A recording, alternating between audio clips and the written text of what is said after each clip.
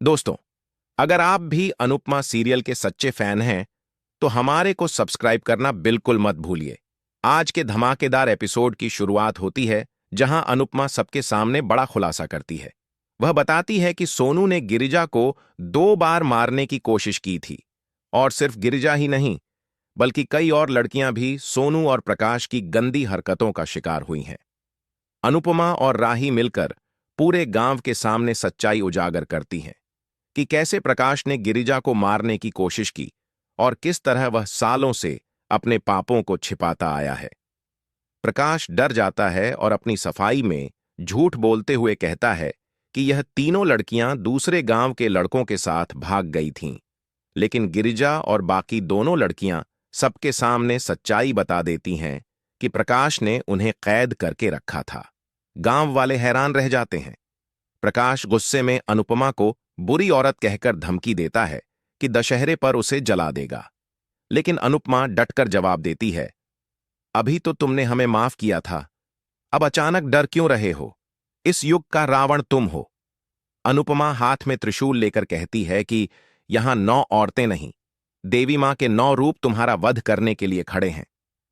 राही बताती है कि प्रकाश और सोनू ने उसके खिलाफ साजिश रची थी, क्योंकि उसके पास उनके अपराधों के सबूत थे। गिरिजा, भारती और सरिता भी आगे बढ़कर सच्चाई बताती हैं कि कैसे प्रकाश और सोनू जवान लड़कियों को बहला फुसलाकर उनका शोषण करते थे। सरिता कहती है कि मैंने भी इसे भगवान समझा था, लेकिन यह तो राक्षस निकला। अनुपमा गुस्से में कहती है, यह वही रावण है जिसने मेरे बेटे की हत्या की थी और पैसे के दम पर बच निकला था। गांव वाले सोनू की सच्चाई ऑनलाइन देखकर दंग रह जाते हैं। अनुपमा कहती है, अब सोचो, जो खूनी को पनाह दे, वह इंसान कैसा हो सकता है। इसी बीच प्रकाश की पत्नी भी आगे बढ़कर अनुपमा का साथ देती है। वह कहती है, हर पत्नी का धर्म होता है कि वह अपने पति का साथ दे, लेकिन पाप में नहीं। यह सुनकर प्रकाश के होश उड़ जाते हैं। दूसरी तरफ प्रार्थना को चक्कर आता है और गौतम समय रहते उसे बचा लेता है। सब लोग पहुंचते हैं तो मोटिबा कहती हैं, जिससे प्रार्थना को खतरा था, वही आज उसे बचा रहा है। वहीं अनुपमा प्रकाश से कहती है, तेरे अंत का आरंभ हो गया है। प्रकाश को सब औरतें देवी मां के 9 रूपों में दिखाई देती हैं। गांव वाले गुस्से में प्रकाश पर टूट पड़ते हैं।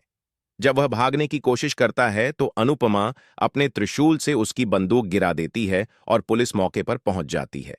पुलिस प्रकाश और सोनू को गिरफ्तार कर लेती है।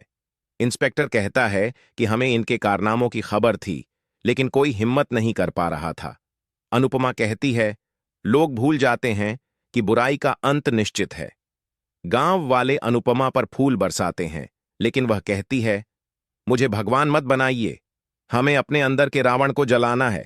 फिर प्रकाश की पत्नी अनुपमा को तीर कमान देती है और कहती है, आज रावण दहन आप करें। अनुपमा तीर में आग लगाकर रावण दहन करती है और सबके साथ जय श्री राम का जय घोष करती है। एपिसोड के अंत में झलक मिलती है अगले भाग की, जहां राही बताती है कि उसने कैसे उस आदमी की मदद से अनुपमा को बचाया था।